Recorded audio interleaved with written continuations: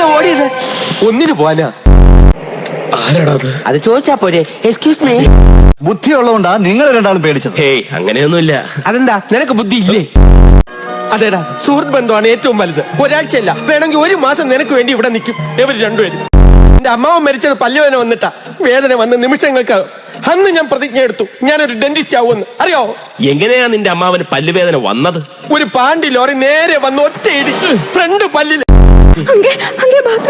ബാത്റൂമിൽ മുള്ളിയാ? അത് നല്ലതല്ലേ? ആര്? പല്ലിയോ പാറ്റയോ വല്ല ആയിരിക്കും.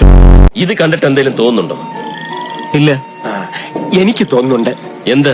ഇങ്ങനെ ഒരു സൗകര്യം ഉണ്ടായിരുന്നെങ്കിൽ നമുക്ക് നേരത്തെ വന്ന് നോക്കാമായിരുന്നില്ലേ മഹാദേവ?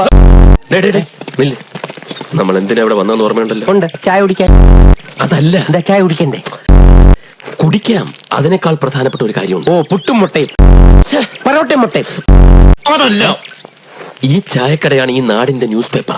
ഇവിടെയുള്ള നമ്മുടെ സംസാരത്തിൽ നിന്ന് വേണം ആ കൊട്ടാരത്തിൽ പ്രേതവും പിശാചവും ഒന്നും ഇല്ലെന്ന് നാട്ടുകാർ ബോധ്യപ്പെടാൻ. മനസ്സിലായോ? പ്രേതങ്ങളൊന്നും ഇല്ലെന്ന് പറയണം. ഇരിക്കേ. ഇല്ല, ഞാൻ കഴിച്ചു കഴിഞ്ഞത്. അതൊന്നും സാരമില്ല. ഒരു അവലൂസ് ഉണ്ട്, കഴിക്കും. പല്ലിന് ബലം കിട്ടും. ഇന്നലെ ഉറക്കമൊക്കെ കുറെ നാളുകൂടി സുഖമായിട്ടൊന്ന് ഉറങ്ങി. അതെ, ഒരുപോലെ കണ്ണടച്ചിട്ടില്ല.